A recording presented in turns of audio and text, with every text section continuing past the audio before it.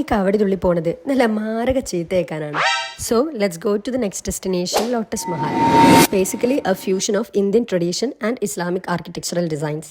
ഇതാണ് അവിടെ എഴുതി വെച്ചിട്ടുള്ളത്. അത് പിന്നെ നമുക്ക് ആ ആർച്ചുകളൊക്കെ കാണുമ്പോൾ തന്നെ മനസ്സിലാവും.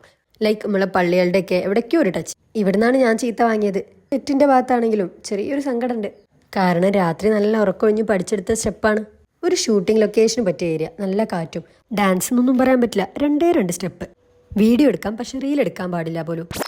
എന്തായാലും ഒരു ചേച്ചി വന്നു, നല്ല ചീത്തയും പറഞ്ഞു, ഡിലീറ്റും ആക്കിപ്പിച്ചു. ഒരു 10 ടേക്ക് എടുത്തിട്ട് കിട്ടിയ സാധനമാണ്. ഫോണിന്റെ എല്ലാ മുക്കുന്ന മൂല്യം ഡിലീറ്റ് ചെയ്യിപ്പിച്ചു. എനിവേ അത് പോയി. ഓരോ കുറ്റം പറയാൻ പറ്റില്ല, ഓരോ ജോബ് അതല്ലേ. വീഡിയോയും ഫോട്ടോ എടുക്കുന്നതിന് അവിടെ ഒരു റെസ്ട്രിക്ഷൻ ഉണ്ടായിരുന്നില്ല, അതുകൊണ്ട് പറ്റിപ്പോയി. സോ കമ്മിങ് ബാക്ക്, ഇപ്പം ഈ പോയിക്കൊണ്ടിരിക്കുന്നത് അണ്ടർഗ്രൗണ്ട് ശിവ ടെമ്പിളിലേക്കാണ്. ഈ ടെമ്പിളിന്റെ ഉള്ളിലുള്ള പ്രതിഷ്ഠ നന്ദിയാണ്. ബട്ട് അതിന് ചുറ്റും വെള്ളം കെട്ടിക്കിടക്കണോണ്ട് അടുത്തുപോലും പോകാൻ പറ്റില്ല. ഏത് പ്ലേസിൽ ചെന്നാലും അതിൻ്റെ ഒരു ഹിസ്റ്ററി അവിടെ എഴുതി വെച്ചിട്ടുണ്ടാവും.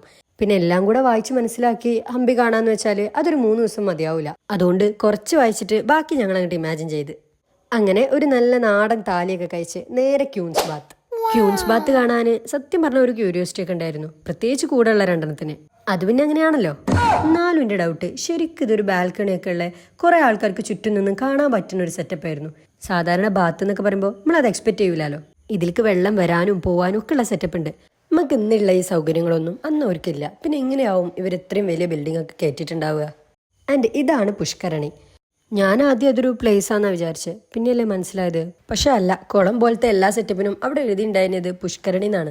കണ്ണി കണ്ട എല്ലാത്തിന്റെ ഉള്ളിൽ കയറൊക്കെയാണ്. ഒന്നുകിൽ ഫുഡ് ഗ്രെയിൻ സൂക്ഷിച്ചു വെക്കണ സ്ഥലം, അതല്ലെങ്കിൽ ശത്രുക്കൾ വരുമ്പോൾ ഒളിച്ചിക്കാനുള്ള സ്ഥലം. അതിലേതോ ഒന്നാണ്.